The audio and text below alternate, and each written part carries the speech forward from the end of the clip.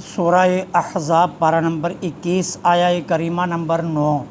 नहमदुहु व नुसल्ली व नुसल्लिमु अला रसूलिहिल करीम अम्मा बादु फ़अऊज़ु बिल्लाहि मिनश शैतानिर रजीम बिस्मिल्लाहिर रहमानिर रहीम।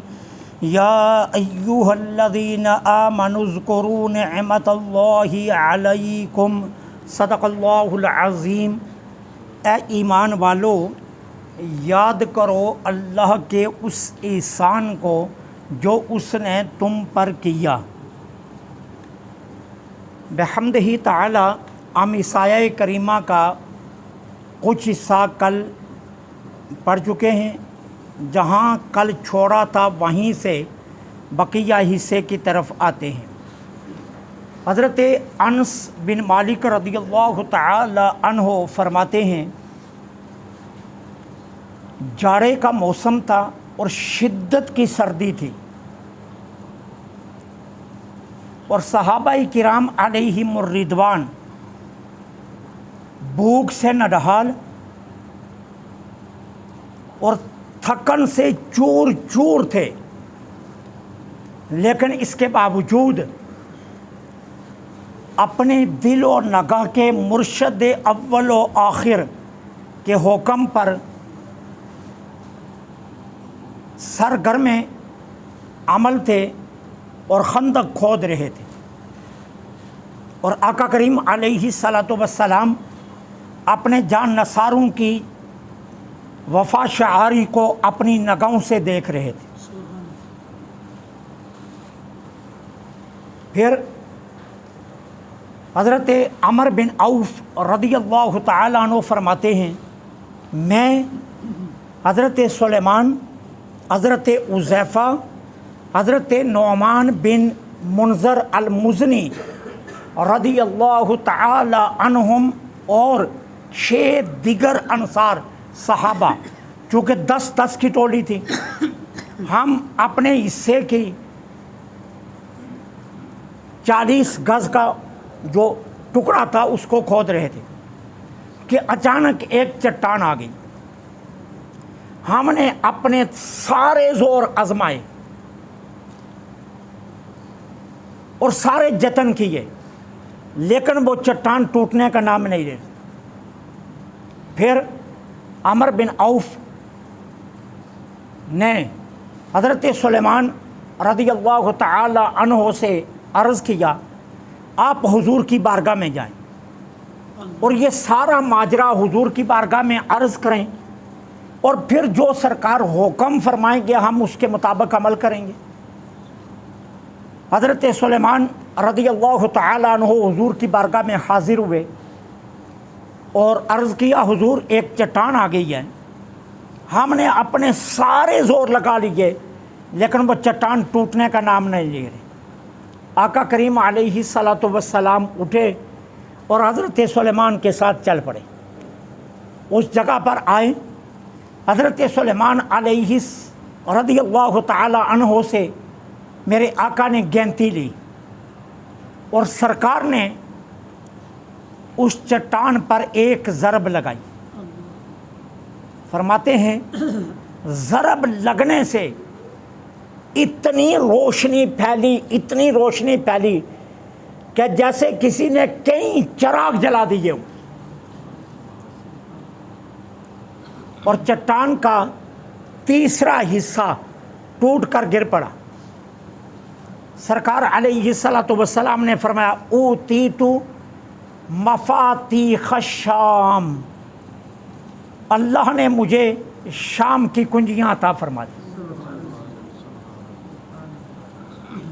फिर सरकार अलैहिस्सलातु वस्सलाम ने दूसरी ज़रब लगाई तो चट्टान का फिर एक हिस्सा पहले की तरह रोशनी हुई और चट्टान का एक और हिस्सा टूट कर गिर गया। आका करीम ने फरमाया, ऊतीतु मफातीहल फारिस, मुझे फारिस यानी ईरान की चाबियाँ अता कर दी गई। फिर सरकार अलैहिस्सलातु वस्सलाम ने तीसरी जब ज़रब लगाई तो रोशनी फैली और सारी चट्टान पारा पारा हो गई, रेज़ा रेज़ा हो गई।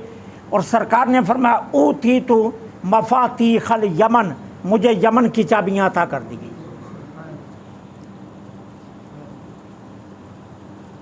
ज़ाहिर के हालात को देखा जाए तो ज़ाहिर के हालात इंतहाई नाजुक थे। इतना बड़ा लश्कर तेजी के साथ मदीने की तरफ बढ़ रहा था। खंदक खोद खोद कर जान नसारों थक चुके थे। खाने पीने का भी कोई ख़ास इंतज़ाम नहीं था। इन हालात में इतनी बड़ी बड़ी सल्तनतों की बशारत देना कि जबकि उस वक़्त पूरी दुनिया पर रोम और ईरान ये सुपर पावरें थी, जिसको शाम कहते, ये सुपर पावरें थी। और इतनी सुपर पावरों की खुशखबरी देना फतह की, ये सिर्फ अल्लाह का सच्चा नबी ही दे सकता है, जिनकी नगाहे नबुव्वत मुस्तकबिल के सारे हालात को देख रही होगी। अब इसके बाद भी अगर कोई बदनसीब कहता है कि वो कल की खबर नहीं रखते, तो उसके ईमान पर सवाए अफसोस के और क्या हो सकता है। मुस्तकबिल तो उनके सामने है सारा, माजी भी, हाल भी, मुस्तकबिल के भी उनकी नगाहों के सामने है। और फिर दूसरी बात ज़हन रखिए, ये तीनों सल्तनतें आका करीम अलैहिस्सलातु वस्सलाम के ज़ाहिरी हयात तैयबा में फ़तह नहीं हुई हैं। ये दौरे हज़रत उमर बिन ख़त्ताब में जाकर फ़तह हुई। लेकिन आका करीम ने क्या फरमाया, मुझे चाबियाँ दी गई। तो मालूम ये हुआ कि हज़रत उमर बिन ख़त्ताब की फतूहात की निस्बत आका ने अपनी तरफ की, कि जो कुछ उमर के हाथ पर फतह होगा गोया वो मेरे हाथ पर फतह हो रहा है। तो इसका मतलब क्या निकला, उमर बिन ख़त्ताब खलीफा बरहक है। अगर वो अली और मुर्तज़ा के दुश्मन हैं, अगर उन्होंने अली और मुर्तज़ा से छीना है, अगर हक अली और मुर्तज़ा का था और उमर ज़बरदस्ती बैठ गए, तो कोई अपने दुश्मनों की तरफ भी अपनी कामयाबियों का जिक्र करता है कि मेरी ये कामयाबी फ़लाँ दुश्मन की वजह से हुई है, मेरी ये कामयाबी फ़लाँ दुश्मन की वजह। हमेशा अपने मोहब्बत वालों की तरफ निस्बत की जाती है। कोई बच्चा बोर्ड क्रॉस करे तो जब उस बच्चे का इंटरव्यू लिया जाता है, वो कहता है मेरे माँ बाप की दुआएं और मेरे असातिज़ा की मेहनत है। कभी उसने कहा कि ये मेरे दुश्मनों का कमाल है कि मैं फर्स्ट आ गया? नहीं कहता ना। तो इसका मतलब यह है कि हुज़ूर अलैहिस्सलातु वस्सलाम ने हज़रत उमर बिन ख़त्ताब की खिलाफत बरहक होने के भी गवाही अता फरमा दी। अब खंदक खोदी जा रही है। मदीना तैयबा की सिमत 4 रास्ते थे, जिनमें 3 महफूज और 1 के जानब से हमले का इम्कान। जुनूब में बागात थे, और बागात इतने घने थे तो वहाँ से लश्कर के गुजरने का इम्कान ही नहीं था। मशरक़ और मगरब की सिमत चट्टानें, और इतनी बड़ी बड़ी चट्टानें कि उनमें बेपनाह गहराइयाँ और उनके अंदर फिर दरारें पड़ी हुई थीं। वहाँ भी लश्करों के आने का कोई इम्कान नहीं था। अब सिर्फ एक सिमत थी, शमाल। अब शमाल की जानब मेरे आका ने खंदक खदवा दी। अब खंदक कितनी है? 15 फुट चौड़ी और 15 फुट गहरी।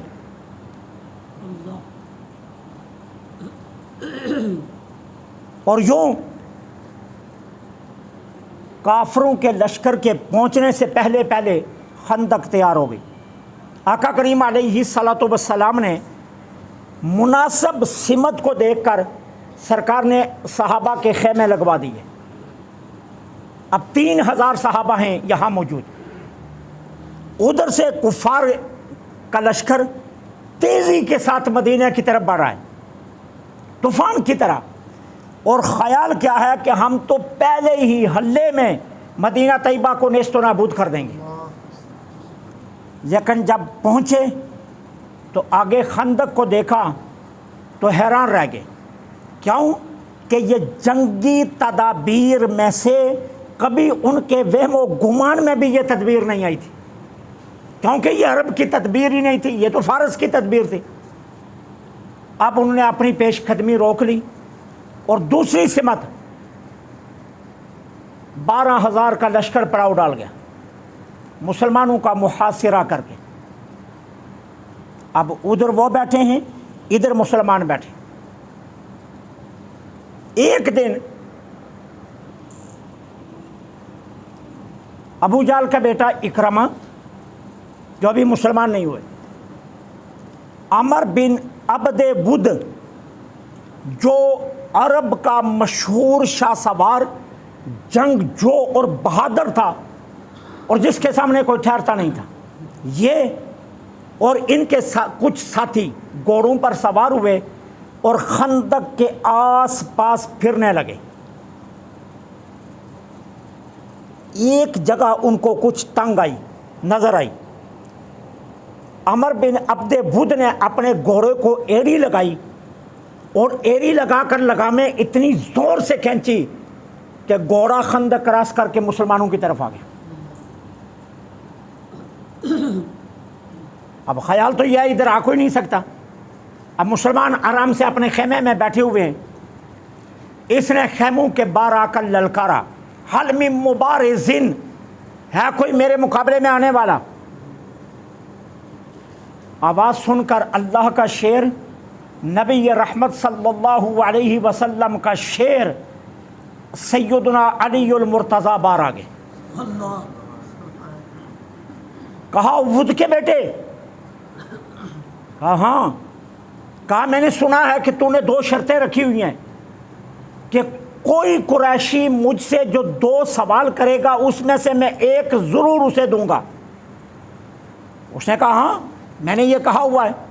हज़रत अली ने फरमाया फिर सुन, मैं कुरैशी हूँ, मैं तुझे दावत देता हूँ अल्लाह और उसके रसूल पर ईमान लिया। तूने वादा किया हो रहा है कि जो कुरैशी सवाल करेगा 2 उसमें से एक ज़रूर दूंगा। अब मैंने सवाल किया, दे मुझे। उसने कहा हाँ। आजा ईमान लिया। कहने लगा ये मंजूर नहीं किसी सूरत भी। आपने फरमाया फिर दूसरी, आ मेरा मुकाबला कर। अब उसके तो वहमो गुमान में भी नहीं था कि मुझे भी कोई ललकारेगा। कहा मेरा मुकाबला कर। कहा नहीं, तेरे बाप अबू तालब से मेरे बहुत पुराने मरासम हैं और मैं नहीं चाहता उन मरासम की वजह से कि तुम मेरी तलवार से मारा जाए। हज़रत अलीउल मुर्तज़ा मुस्कुरा कर बोले, मैं तो चाहता हूँ कि मेरी जुल्फ़कार से तू मारा जाए, मैं ये चाहता हूँ। जब उसने ये सुना वो गुस्से से आग बगौला हो गया, घोड़े से छलांग लगाई, नीचे आ गए। सैयदना अलीउल मुर्तज़ा भी घोड़े से नीचे आ गए। अब दोनों के दरमियान जंग शुरू हो गई। दोनों एक दूसरे पर पै दर पै वार कर रहे और एक दूसरे को नीचे लाने के लिए जोर आजमा रहे हैं। इतना गर्दो गबार उठा कि ये दोनों उसमें गायब हो गए। इतनी शिद्दत से लड़े, सिर्फ तलवारों के टकराने की आवाज़ें आ रही थी, बाकी कुछ दिखाई नहीं दे रहा था। जब ये मंजर हुआ तो आका करीम के चश्माने नबुव्वत से आंसू निकलना शुरू हुए और मेरे आका ने अलीउल मुर्तज़ा की कामयाबी के लिए हाथ उठा दिए। फिर क्या हुआ, अब काफिर भी देख रहे हैं और इधर से मुसलमान भी देख रहे हैं कि होता क्या है, लेकिन सिर्फ तलवारों के टकराने की आवाज़ आ रही है, दिखाई कुछ नहीं दे रहा। फिर एक वक़्त आया, एक लम्हे के लिए तलवारों के टकराने की आवाज़ भी बंद हो गई। ये वो लम्हा था जो मुसलमानों के लिए क़यामत से कम नहीं था कि पता नहीं गुबार जब बैठेगा तो नतीजा क्या आएगा। अगर अलीउल मुर्तज़ा शहीद हो गए तो फिर पता नहीं मंजर क्या होगा। अब मुसलमानों का ध्यान बार बार इधर जा रहा था। गुबार जब बैठा तो मुसलमानों की खुशी की इंतहा ना रही। अब्द बुद्ध नीचे लेटा हुआ था, अली उल मुर्तज़ा सीने पर खड़े होकर तलवार से उसकी गर्दन उतार रहे थे। बस फिर आपने गर्दन उतार दी। काफिर ये मंजर देखकर अपने खेमों में भागे और फिर किसी की जुर्अत नहीं हुई अल्लाह के इन शेरों को ललकारने की भी। अब दबक कर बैठ के अपने खेमों में 1 माह तक मुहासरा रहा। 1 माह के बाद फिर अल्लाह जल्ला सुब्हानहू व तआला की ताईद और नुसरत पहुंची और फिर वो पहुंची कि काफिरों को भाग कर जाना पड़ा और अल्लाह ने मुसलमानों को फतह अता फरमाई। अल्लाह जल्ला सुब्हानहू व तआला हक़ कहने हक़ सुनने की तौफीक अता फरमाए।